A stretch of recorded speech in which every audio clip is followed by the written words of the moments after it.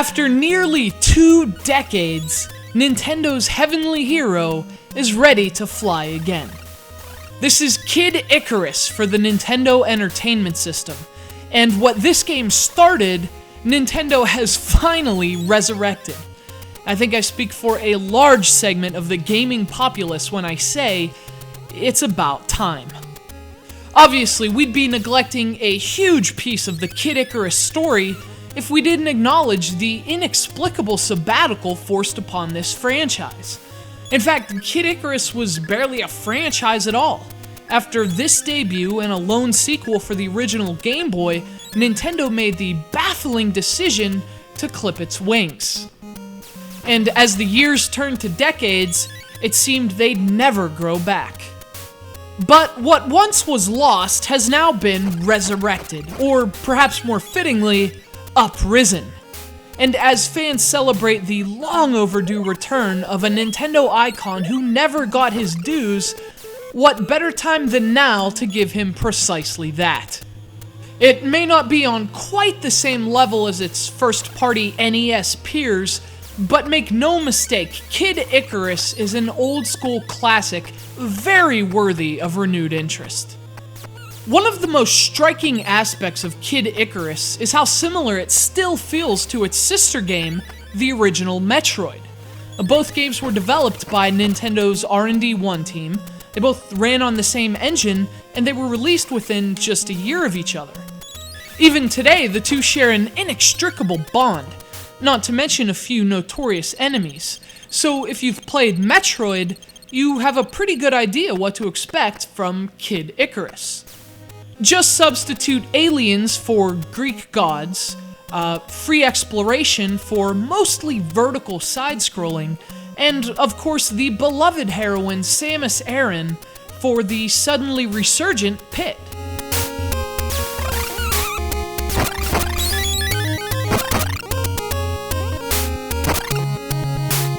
Of course, relative to Samus Aran, Pit's star isn't quite as bright, but he's still a cool character, and I think the young angel's ample charm is a big part of the reason he was never forgotten.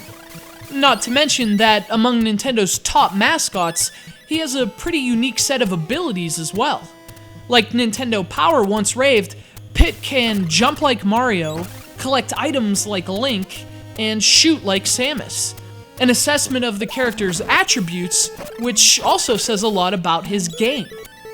And like Pit himself, KID Icarus feels a lot like a combination of Nintendo's biggest and brightest classics from the NES era. KID Icarus is a platformer that's easy to see, and frankly there's nothing new or extraordinary about that. But what is special about KID Icarus is that, unlike most side-scrolling platformers from the era, it mostly scrolls upward. And that's always been a trademark of the game. Jumping across clouds against a backdrop of the heavens, it really gives the platforming a fittingly skyward sense of both towering height and frightening peril. Because he can't fly, a single fall generally spells Pit's doom. And in that respect, KID Icarus kinda shares some DNA with Super Mario Bros. Only it's much more difficult. In fact, difficult is the operative word with KID Icarus. And while the game shares a lot in common with Nintendo's Big Three, it definitely distinguishes itself in that regard. This game is much more challenging than Mario, Zelda, or Metroid. But thankfully, there are plenty of secret passwords and codes to help you defeat Medusa. And I am not ashamed to use them. In addition to the game's super challenging gameplay and charming characters, its distinct theme and aesthetics also give it that decidedly Nintendo feel, yet they make Pit stand out among his heroic peers as well.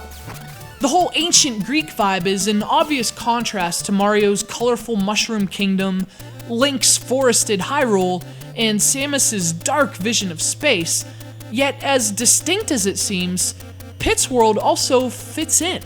It's got the same Nintendo charm, the same character, it just feels right. And that's why grown men stood up and cheered when KID Icarus Uprising was announced for the Nintendo 3DS. That's why people were so excited about the prospect of returning to a world they hadn't been to in 20 years. A world so memorable, so distinct, that it was never forgotten. Neither was KID Icarus, and for very, very good reason.